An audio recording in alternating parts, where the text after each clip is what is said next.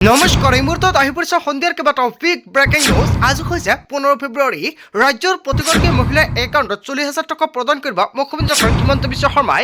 স্কুটিৰ পৰা আৰম্ভ কৰি অৰুণোদয় আঁচনিলৈকে ভাল খবৰ দিছে মুখ্যমন্ত্ৰী ডক্টৰ হিমন্ত বিশ্ব শৰ্মাই। পিএম কিষাণৰ প্ৰতিজন হিতাধিকাৰীৰ বেংক একাউণ্টত 2,000 টকা লাভ কৰিব। পিএম কিষাণৰ 22 নং কিস্তিৰ তাৰিখ ঘোষণা কৰিছে চৰকাৰে। যদি আপুনি চৰকাৰী ঘৰৰ বাবে জিঅ'ৰিং কৰিছে, চৰকাৰী ঘৰৰ প্ৰথম কিস্তিৰ টকা কেতিয়া সোমাব? কাইলৈ চৰকাৰী ঘৰৰ নতুন বাজেট মুকলি কৰিব। যিসকলে এতিয়ালৈকে ৰেচন কাৰ্ড পোৱা নাই, নতুনকৈ ৰেচন কাৰ্ডৰ বাবে কৰক আবেদন। ৰেচন কাৰ্ড থাকিলে মুখ্যমন্ত্ৰী ডক্টৰ হিমন্ত বিশ্ব শৰ্মাই 5টাকৈ নতুন সুবিধা প্ৰদান কৰিব। মিঠাতেল চাউলৰ লগতে এতিয়া কেইবাটাও নতুন সুবিধা দিব। লগতে কেইবাটাও ৰাজনৈতিক খবৰৰ লগতে অৰাজনৈতিক খবৰ যুগুত কৰা হৈছে আজিৰ দিনটোত। গোটেই অসম তথা ভাৰতৰ বিভিন্ন প্ৰান্তৰ পৰা যুগুত হৈছে কেইবাটাও ডাঙৰ খবৰ। এনেবোৰ খবৰ নিতৌ পাই থাকিবলৈ চেনেলটি ছাবস্ক্ৰাইব কৰি ভিডিঅ'ত এটা লাইক কৰিবলৈ নাপাহৰিব। আজিৰ আমাৰ প্ৰথম খুবেই গুৰুত্বপূৰ্ণ খবৰ হৈছে অসমবাসীৰ বাবে এটা ডাঙৰ খবৰ। ৰাজ্যৰ হাজাৰ হাজাৰ মহিলাক লৈ ভাল খবৰ দিছে অসমৰ মুখ্যমন্ত্ৰী ডক্টৰ হিমন্ত বিশ্ব শৰ্মাই। কেৱল 15,000 টকাৰ সহায় প্ৰদান কৰা হ'ব 40,000, তাৰে 20,000 টকা দিব ৰাজ্য চৰকাৰে। আন 20,000 টকা সুদবিহীনভাৱে বেংকে প্ৰদান কৰিব মহিলাক। অসমৰ 19,000 সখীক প্ৰদান কৰা হ'ব এই ধনৰাশি। প্ৰতিগৰাকী সখীক প্ৰদান কৰা হ'ব অৰুণোদয়। পূৰ্বে অৰুণোদয়ৰ নাম থকা সকলক কৰা হ'ব অন্তৰ্ভুক্ত। গেছ কিনিলেও প্ৰদান কৰা হ'ব আৰু অতিৰিক্ত 250 টকাকৈ। অৰুণোদয় আঁচনিৰ বাবে আবেদন কৰিবলৈ ডিচিৰ ওচৰলৈ নগ'লেও হ'ব। অসমৰ মুখ্যমন্ত্ৰী ডক্টৰ হিমন্ত বিশ্ব শৰ্মাই বিদেশত মন্তব্য কৰিছে, যিসকলে ভাবিছে নতুনকৈ অৰুণোদয় আঁচনিৰ বাবে আবেদন কৰিব, এতিয়াৰ পৰা ডিচি অফিচত যোৱাৰ প্ৰয়োজন নাই। আপুনি পঞ্চায়তৰ সৈতে যোগাযোগ কৰক, নিশ্চয় আপোনাৰ নাম আপুনি অন্তৰ্ভুক্ত কৰি লৈ ল'ব পাৰিব। ডাইৰেক্ট ফৰ্ম ফিল আপ কৰি আমালৈ পঠিয়াই দিব। ৰাজ্যৰ হাজাৰ হাজাৰ মহিলালৈ ভাল খবৰ দিছে অসমৰ মুখ্যমন্ত্ৰী ডক্টৰ হিমন্ত বিশ্ব শৰ্মাই। জীৱিকা সখীৰ পৰা আৰম্ভ কৰি অসমৰ মুখ্যমন্ত্ৰী ডক্টৰ হিমন্ত বিশ্ব শৰ্মাই অৰুণোদয়লৈকে কেইবাটাও বিষয়ত মন্তব্য কৰিছে। আপোনাৰ গাঁও বা অঞ্চলত যদি এতিয়ালৈকে অৰুণোদয় আঁচনি পোৱা নাই, অতি শীঘ্ৰে আপুনি পঞ্চায়তৰ সৈতে যোগাযোগ কৰক। নিশ্চয় আপুনি কেনেকৈ আবেদন কৰিব, কি নথি পত্ৰ লাগিব, সম্পূৰ্ণকৈ সহায় কৰিব। তাৰ পিছত অসমবাসীৰ ৰাজক জনাইছো আমাৰ পৰৱৰ্তী খুবেই গুৰুত্বপূৰ্ণ খবৰ, লগতে ডাঙৰ খবৰ। SBIৰ কোটি কোটি গ্ৰাহকৰ বাবে ডাঙৰ খবৰ আহি পৰিছে। SBIত আপোনাৰ বেংক একাউণ্ট আছে নেকি? তেন্তে আজিৰ ভিডিঅ'টো আপোনাৰ বাবে অত্যন্ত গুৰুত্বপূৰ্ণ হ'ব, অন্যথা আপুনি পৰিব ভয়ংকৰ বিপদত। আজিৰ ভিডিঅ'টো যিমান পাৰে সকলোৱে বেছিকৈ শ্বেয়াৰ কৰি দিব। যদিহে SBIত আপোনাৰ একাউণ্ট আছে, তেন্তে এই বাতৰিটো আপোনাৰ বাবে। SBIৰ গ্ৰাহকক প্ৰবঞ্চনা কৰিবলৈ বিভিন্ন চক্ৰৰ পৰা আহিব পাৰে মেছেজ। আপোনাৰ একাউণ্ট ব্লক কৰি দিয়া হ'ব পাৰে বুলি আহিব পাৰে মেছেজ। আপোনাৰ একাউণ্টৰ KYC আপডেট কৰক বুলি মেছেজ আহিব পাৰে, কিন্তু ভুলতো এনেধৰণৰ লিংকত আপুনি ক্লিক নকৰিব। বেংকৰ তৰফৰ পৰা ফোন কৰা বুলিও আপোনালৈ ফোন কৰিব পাৰে। বেংকৰ নথি পত্ৰ আপডেট কৰিব লাগে বুলি আপোনাক বিচৰাব পাৰে একাউণ্টৰ সবিশেষ তথ্য, কিন্তু এই সময়ত আপুনি ভুলতো কোনো ধৰণৰ উত্তৰ নিদিব, কাৰণ SBIৰ তৰফৰ পৰা কোনো ধৰণৰ তথ্য বিচাৰি ফোন নকৰে আপোনালৈ। দুষ্ট চক্ৰই কিদৰে SMS-ৰ দ্বাৰা চালিত কৰে আপোনাক আপুনি আগতীয়াকৈ জানি লওক। নম্বৰ 1, SBI কেতিয়াও KYC আপডেট কৰিবলৈ, একাউণ্ট আনব্লক কৰিবলৈ SMS বা ইমেইল বা হোৱাটছএপত লিংক প্ৰেৰণ নকৰে। নম্বৰ 2, আপোনাৰ ব্যক্তিগত কাৰ্ড বা ATM কাৰ্ডৰ সবিশেষ কোনো লোকৰ লগত শ্বেয়াৰ নকৰিব। নম্বৰ 3, এনেধৰণৰ ফোন কল বা মেছেজ আহিলে আপুনি ফোন কৰক অনলাইন 30 নম্বৰতে। নম্বৰ 4, হঠাৎ অকৃতজ্ঞ লেনদেন বন্ধ কৰিবলৈ অথবা ATM ক্ৰেডিট কাৰ্ড ব্লক কৰাৰ বাবে মুকলি কৰা হৈছে ফোন নম্বৰ। আৰু ফোন নম্বৰ দুটা হৈছে 18001234, আন এটা নম্বৰ হৈছে 18002100। এই দুটা নম্বৰ ছেভ কৰি ৰাখক আপোনাৰ মোবাইল ফোনত। যদি কিবা অসুবিধা হয় লগে লগে দিব পাৰিব আপুনি অভিযোগ। যদি আপোনাৰ SBIৰ একাউণ্ট আছে, তেন্তে আপোনাৰ বাবে অত্যন্ত ভাল খবৰ। আপোনালোকে নিশ্চয় সম্পূৰ্ণকৈ জানিলে কোনকেইটা নিয়ম আপুনি মানিব লাগিব যদি আপোনাৰ SBIৰ বেংক একাউণ্ট আছে। তাৰপিছত অসমবাসী ৰাজক জনাইছো আমাৰ পৰৱৰ্তী খুবেই গুৰুত্বপূৰ্ণ খবৰ, লগতে ডাঙৰ খবৰ। আপোনাক ঋণৰ প্ৰয়োজন হৈছে নেকি?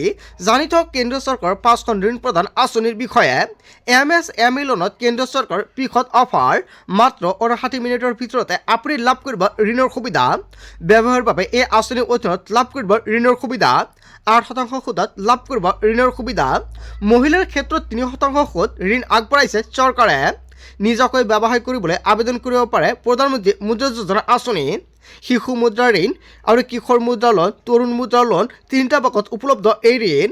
নেশ্যনেল স্মল ইণ্ডাষ্ট্ৰিজ কৰ্পৰেশ্যনৰ অধীনত পাব এই ঋণৰ সুবিধা।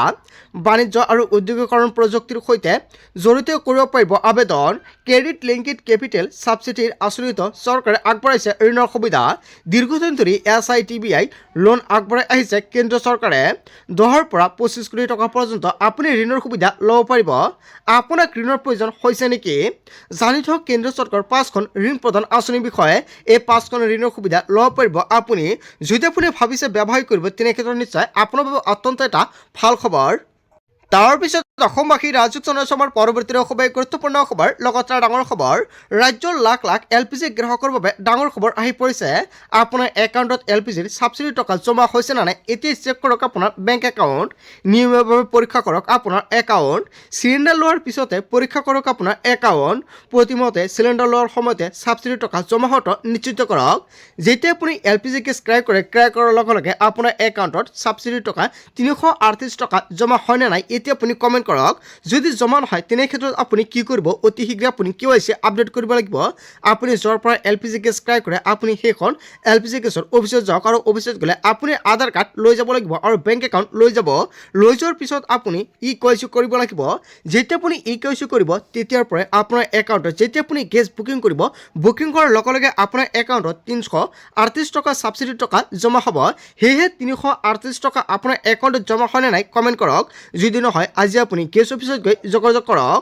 দাম কমাৰ পিছত কোন জিলাত কিমান টকাৰ ৰন্ধন গেছৰ মূল্য হয় আপোনাৰ অঞ্চলত বা আপুনি কিমান টকাকৈ ৰন্ধন গেছ ক্ৰয় কৰে নিশ্চয় আপুনি কমেণ্ট কৰি জনাই দিব। যদি অধিক লয় তেনে ক্ষেত্ৰত আপোনালোকে দিব পাৰিব অভিযোগ। ইয়াৰ বাবে চৰকাৰৰ ফালৰ পৰা বিৰোধ সিদ্ধান্ত গ্ৰহণ কৰিছে। তাৰ পিছত অসমবাসী ৰাজুক জনাইছো আমাৰ পৰৱৰ্তী খুবেই গুৰুত্বপূৰ্ণ খবৰ, লগতে ডাঙৰ খবৰ। ৰাজ্যৰ লাখ লাখ দৰিদ্ৰ পৰিয়ালৰ বাবে আহি গৈছে ভাল খবৰ। প্ৰতিটো দৰিদ্ৰ পৰিয়ালে লাভ কৰিব অত্যাধুনিক চৰকাৰী ঘৰ। নতুনকৈ নিৰ্মাণ কৰা হ'ব 3 কোটি প্ৰধানমন্ত্ৰী আৱাস যোজনা। কোনো দৰিদ্ৰ পৰিয়াল ঘৰ নোপোৱাকৈ নাথাকিব। নতুন ঘৰত থাকিব কেইবাটাও সুবিধা। সংলগ্ন থাকিব শৌচাগাৰ, বিদ্যুৎ সেৱা। ঘৰৰ লগতে দৰিদ্ৰ পৰিয়ালক দিয়া হ'ব LPG গেছৰ সংযোগ। কিদৰে কৰিব আপুনি আবেদন? ইয়াৰ বাবে আপোনাক লাগিব Aadhaar card, PAN card, ration card. যদি আপুনি চৰকাৰী ঘৰৰ বাবে আবেদন কৰিছে আপোনাৰ বাবে অত্যন্ত ভাল খবৰ। ৰেচন কাৰ্ডত থাকিব লাগিব আপোনাৰ নাম, বেংক একাউণ্টৰ সৈতে লিংক থাকিব লাগিব আধাৰ কাৰ্ড। প্ৰথমখন কেবিনেটত গুৰুত্বপূৰ্ণ সিদ্ধান্ত গ্ৰহণ কৰিছে মোদী চৰকাৰে আৰু কাইলৈ চৰকাৰে নতুন বাজেট মুকলি কৰিব আৰু বাজেটত ঘোষণা কৰা হ'ব চৰকাৰী ঘৰ কিমান টকা চৰকাৰে প্ৰদান কৰিব। যদি আপুনি চৰকাৰী ঘৰৰ বাবে জিঅ'ৰিং কৰিছে অতি শীঘ্ৰে চৰকাৰী ঘৰৰ টকা প্ৰদান কৰা হ'ব আপোনালোকৰ বেংক একাউণ্টত। যেতিয়াই চৰকাৰৰ ফালৰ পৰা চৰকাৰী ঘৰক লৈ ডাঙৰ আপডেট প্ৰদান কৰে নিশ্চয় জানিব পাৰিব এইটো চেনেলৰ জৰিয়তে। সেয়েহে আজিৰ ভিডিঅ' বেছি বেছিকৈ শ্বেয়াৰ কৰাৰ লগতে চেনেলটি ছাবস্ক্ৰাইব কৰি ৰাখিব। তাৰপিছত অসমবাসী ৰাজুক জনাইছো আমাৰ পৰৱৰ্তী খুবেই গুৰুত্বপূৰ্ণ খবৰ, লগতে ডাঙৰ খবৰ। পূৰ্বতকৈ আপোনাৰ বিদ্যুতৰ বিল বেছি আহিছে নেকি? আপোনাৰ বিদ্যুৎ মিটাৰত বিসংগতি ধৰা পৰিছে নেকি? APDCLৰ তৰফৰ পৰা গ্ৰাহকলৈ কৰা হৈছে ডাঙৰ ঘোষণা। স্মাৰ্ট মিটাৰ সন্দৰ্ভত যিকোনো সমস্যাৰ বাবে মুকলি কৰা হৈছে ফোন নম্বৰ। বিদ্যুৎ বিল বেছি হওক লৈ আপুনি প্ৰশ্ন কৰিব পাৰিব। যদি আপোনাৰ অধিক বিদ্যুতৰ বিল দিবলগীয়া বাকী আছে সেয়াও আপুনি সহজতে পৰিশোধ কৰিব পাৰিব। দুটাকৈ নম্বৰ মুকলি কৰা হৈছে APDCLৰ ফালৰ পৰা। নম্বৰ দুটা হৈছে অনলাইন অনটো, আনটো নম্বৰ হৈছে 7575999666। এই নম্বৰতে হোৱাটছআপ যোগে আপুনি জনাব পাৰিব আপোনাৰ সমস্যা। support@apdcl.org মেইল কৰি জনাব পাৰিব আপোনাৰ সমস্যাৰ কথা। যদি আপোনাৰ ঘৰত স্মাৰ্ট মিটাৰ আছে তেনে ক্ষেত্ৰত এতিয়া আপুনি কমেণ্ট কৰি জনাই দিয়ক বিদ্যুৎ বিল বেছি আহি আছে নেকি। তেনে ক্ষেত্ৰত অতি শীঘ্ৰে যোগাযোগ কৰক, আপোনালোকৰ সকলো ধৰণৰ সমস্যা সমাধান কৰা হ'ব। তাৰপিছত অসমবাসী ৰাজুক জনাইছো আমাৰ পৰৱৰ্তী খুবেই গুৰুত্বপূৰ্ণ খবৰ, লগতে ডাঙৰ খবৰ। অসমক ৰঙা চকুৰে চোৱা সকলক মুখ্যমন্ত্ৰী ডক্টৰ হিমন্ত বিশ্ব শৰ্মাৰ কঠোৰ সকীয়নি। উন্নয়ন আৰু বিকাশৰে সেইসকলক দিয়া হ'ব প্ৰত্যুত্তৰ। অসমত বিকাশৰ যাত্ৰা কেতিয়াও থমকি নৰয়। অসমত এই পৰ্যন্ত 1.5 লাখ বিঘা বেদখলকৃত ভূমি উচ্ছেদ কৰা হৈছে। অহাবাৰ 5 লাখ বিঘা ভূমিত চলোৱা হ'ব উচ্ছেদ। এইটো অবৈধ বাংলাদেশীক থাকিবলৈ দিয়া নহ'ব। শেষৰটো বাংলাদেশী বিতৰণ নকৰা পৰ্যন্ত চলি থাকিব উচ্ছেদ অভিযান। অসমৰ মুখ্যমন্ত্ৰী ডক্টৰ হিমন্ত বিশ্ব শৰ্মাই প্ৰধানমন্ত্ৰীৰ সন্মুখতে বৃহৎ মন্তব্য কৰিছে উচ্ছেদ অভিযানক লৈ। তাৰপিছত অসমবাসী ৰাজুক জনাইছো আমাৰ পৰৱৰ্তী খুবেই গুৰুত্বপূৰ্ণ খবৰ, লগতে ডাঙৰ খবৰ। পুনৰবাৰ বিজেপি শাসনলৈ আহিলে অসমত নতুনকৈ দিয়া হ'ব 2 লাখ চাকৰি। প্ৰধানমন্ত্ৰীৰ সন্মুখত মুখ্যমন্ত্ৰী ডক্টৰ হিমন্ত বিশ্ব শৰ্মাৰ বৃহৎ ঘোষণা। এই বছৰত 1.5 লাখ যুৱক যুৱতীক দিয়া হ'ব নিযুক্তি। শিক্ষক নিযুক্তিৰ পৰা আৰম্ভ কৰি তৃতীয় আৰু চতুৰ্থ বৰ্গৰ চাকৰিলৈকে সকলোতে দিয়া হ'ব নিযুক্তি। অসমৰ প্ৰায় প্ৰতিখন ঘৰতে হ'ব চৰকাৰী সংস্থাপন। যোগ্য যুৱক যুৱতীয়ে এতিয়াৰ পৰা অনুশীলন আৰম্ভ কৰক। আৰক্ষী বিভাগত দিয়া হ'ব শীঘ্ৰে নিযুক্তি।